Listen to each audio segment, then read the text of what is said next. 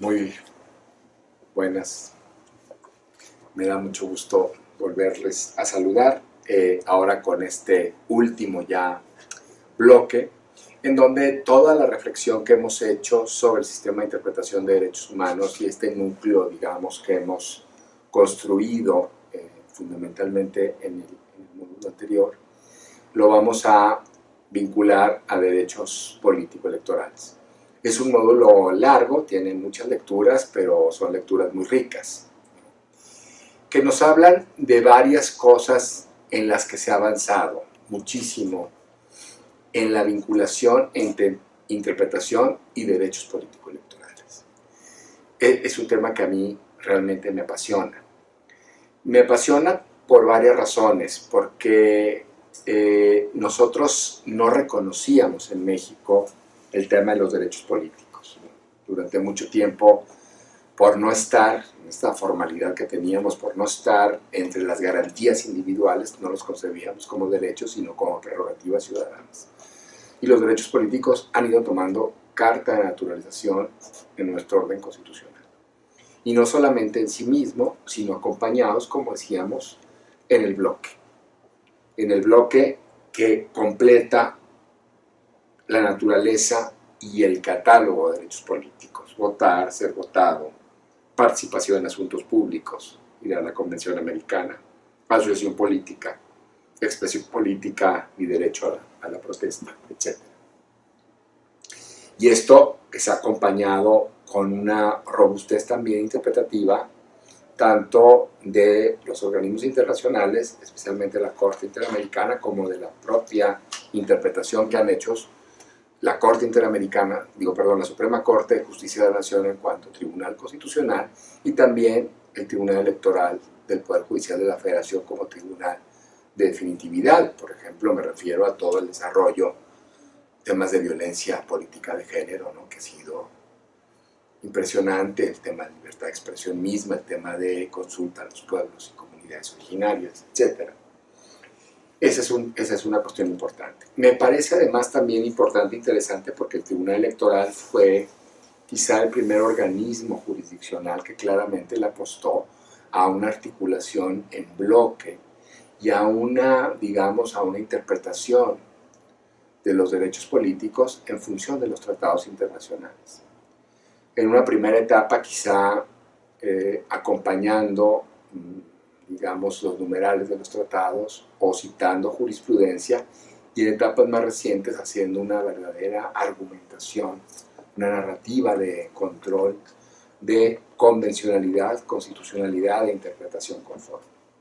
Y para eso hay sentencias muy importantes. Yo ahí hago una reflexión de dos sentencias sobre las que he tenido oportunidad de comentar en los cuadernos de sentencias relevantes, y que tienen que ver con dos casos donde el Tribunal Electoral falló en función de ejercicios de convencionalidad y de integración y de interpretación conforme.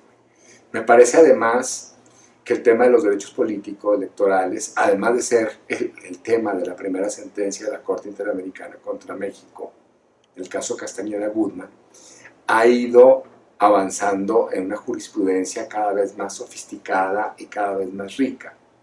Es decir, México se abre al derecho internacional cuando había ya jurisprudencia muy sólida y muy contundente en temas muy duros por las transiciones democráticas y la falta de, digamos, más bien las graves violaciones a derechos humanos cuando empieza el sistema interamericano. Tortura, desaparición forzada, ejecuciones extrajudiciales. Y la reflexión sobre derechos políticos es una reflexión tardía, más bien, en relación con todo el tiempo que tiene el sistema interamericano, con estos 35 años, podríamos decir, que tiene el sistema interamericano. Entonces, cuando México se abre a toda esta corriente del derecho internacional, encuentra incipiente la reflexión interamericana sobre los derechos político-electorales, y eso ha permitido que también vayan muy a la par y muy de la mano y caminando juntos con la propia reflexión que se nutre en los órganos jurisdiccionales mexicanos y que encuentran también en el propio sistema interamericano y en este camino incipiente aún, una riqueza que va avanzando mucho sobre los derechos político-electorales. Y esto es lo que vamos a reflexionar en la lectura, ¿no? Porque, claro, la Corte Interamericana ha empezado con casos importantes, por ejemplo, en materia de discriminación, ¿no?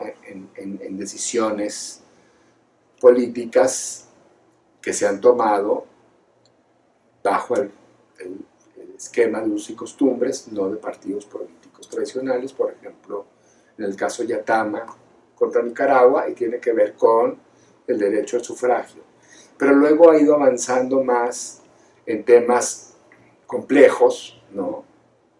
Chitainech en Guatemala, López Mendoza en Venezuela, que tienen que ver con participación política, y finalmente ha llegado incluso a tener que pronunciarse sobre, por ejemplo, un caso recientísimo que les ofrezco, el informe de fondo de la Comisión Interamericana, porque está pendiente de resolución en la Corte Interamericana, un caso de Venezuela, en el que se trata de dilucidar si las y los funcionarios públicos tienen plenitud de derechos políticos en relación con el régimen para el cual trabajan.